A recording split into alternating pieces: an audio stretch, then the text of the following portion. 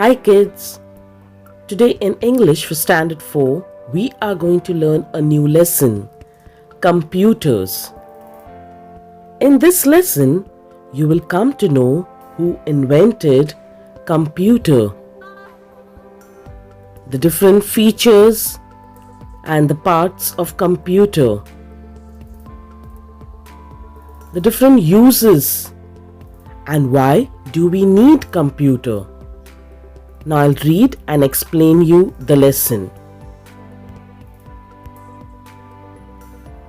You have learned the mathematical operations of addition, subtraction, multiplication and division. You can do sums which involve any one or more of these operations.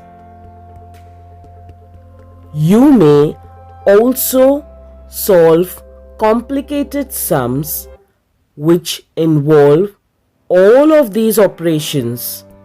You can calculate the answers quickly if you use tables. In these two paragraphs, we understand that the mathematical operations such as addition, subtraction, multiplication and division, which we have already learned in school, are useful to us to solve complicated means difficult sums with the help of these operations. And also, if we know the tables thoroughly, it can be used to calculate and get the answers quickly. We go to the next paragraph. But sometimes it is necessary to carry out very complicated calculations that involve very large numbers. At such times, mistakes are bound to occur in calculations.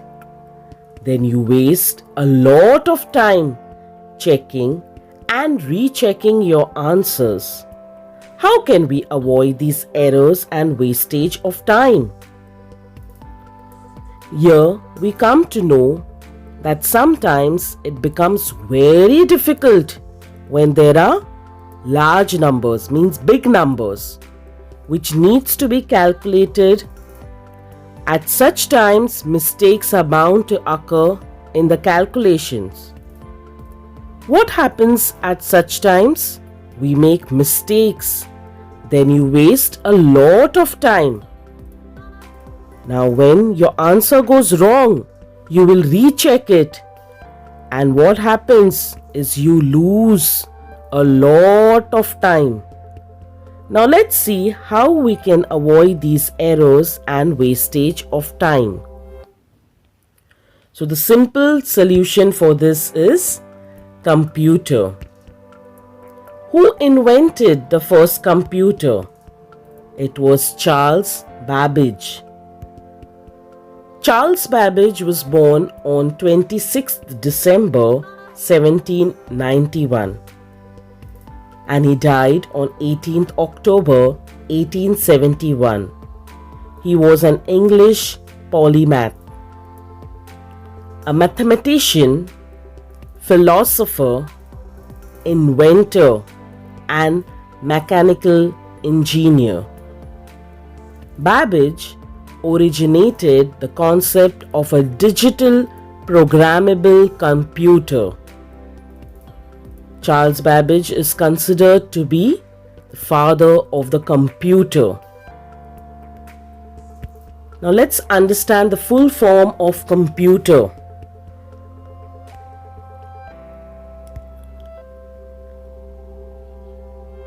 C stands for commonly, O stands for operated, M stands for machine, P stands for particularly, U stands for used for, T stands for technology, E stands for education and R stands for research. The different parts of computers. There are more parts, but I have mentioned few over here, as you can see in the picture. The monitor, the CPU, which is known as the central processing unit, the keyboard, mouse, printer, headphones, etc. We go to the next paragraph. A computer is a machine that is an answer to all these problems. Computers can solve problems and carry out the most difficult calculations with amazing speed and accuracy.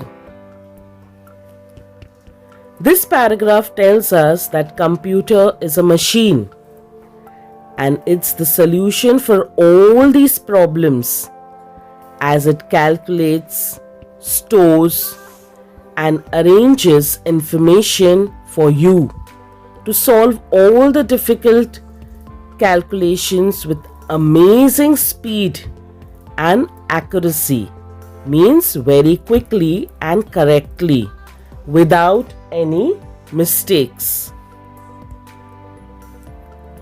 Computers can do several other things besides carrying out calculations. In fact, there are few things that a modern computer is not able to do. Here we know that the computer not only carries out different calculations, but also several other things like sending emails, typing documents, browsing for information, playing games, etc. But there are few things that a modern computer is unable to do. Let's see what are these things. Computers have memory. That is, they can store a lot of data or information. They can keep words, pictures, and sounds in their memory and give you the information within a fraction of a second when you need it. This paragraph tells us that like we human beings, computers too have memory.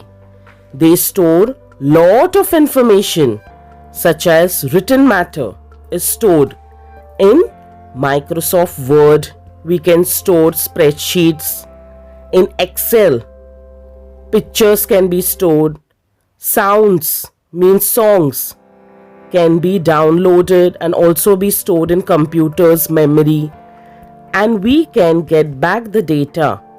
Data means the information within a fraction of second when required.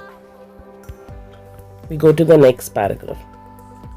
Computers can process the data or the information according to the instructions given to them.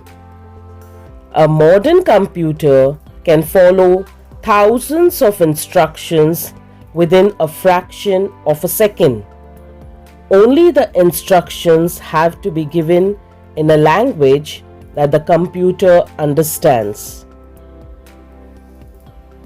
So here we come to know that computers process the data as per the instructions given by us, provided the instruction is given in a language that the computer understands. Most of the computer rely on binary system to complete tasks such as storing data, calculating and displaying information, etc. A set of code instructions written for a computer is known as program. Writing a computer program is a specialized task. So here we come to know a set of code. Code means a system of words, letters, numbers or symbols that record information in a short form. Instructions written for a computer is called a program. Writing a computer program is a specialized task. Specialized task means specially designed for certain purpose, and programmers are people who are specially trained in writing programs. Now let's read the next paragraph. A computer on its own does not make judgments about the instructions given to it. It follows the instructions blindly. That is why the instructions have to be written very, very carefully. The instructions must cover every step involved in an operation. If you miss a step, the computer will not correct it.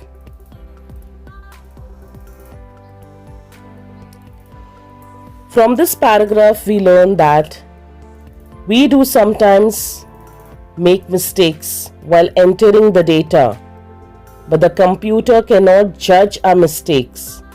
It cannot correct our mistakes since a computer follows the instructions blindly. The instructions have to be written very, very carefully. Each and every step in the operation should be covered. Every task has to be divided and subdivided into smaller ones. One has to think carefully to imagine every step involved in any task. Let us see if we can imagine all the steps involved in a special task.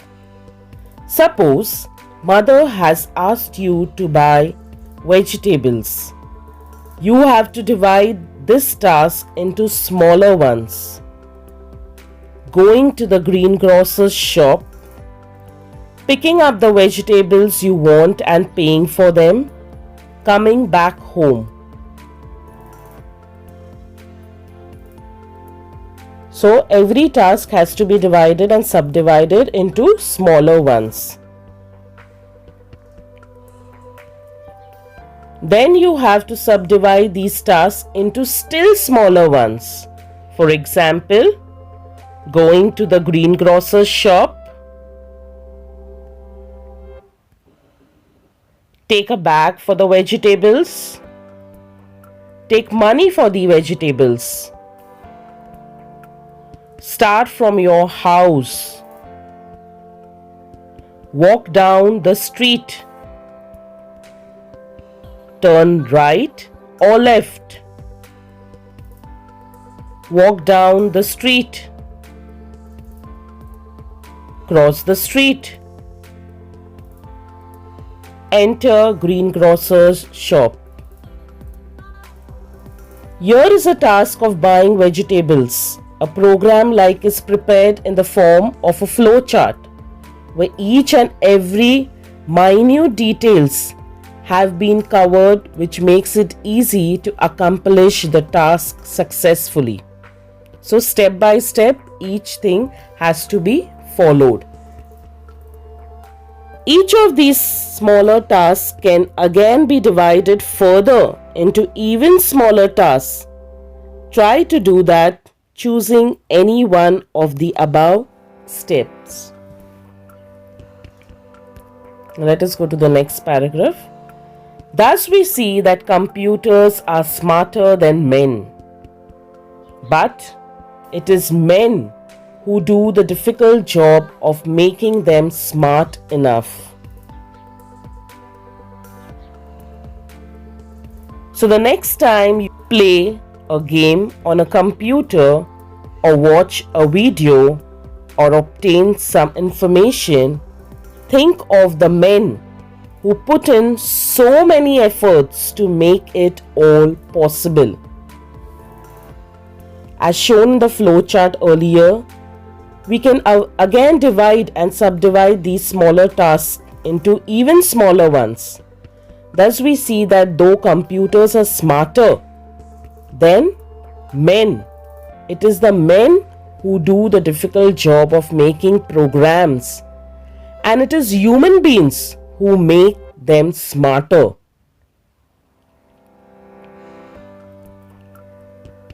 So we must always remember and be thankful to the people, especially the men, who have put in so much of efforts, their hard work, and they have taken to make our job easier and faster. I hope so you have understood the lesson and enjoyed watching the video. Thank you for watching. Please like, share and subscribe my channel and stay tuned for more videos. Bye-bye.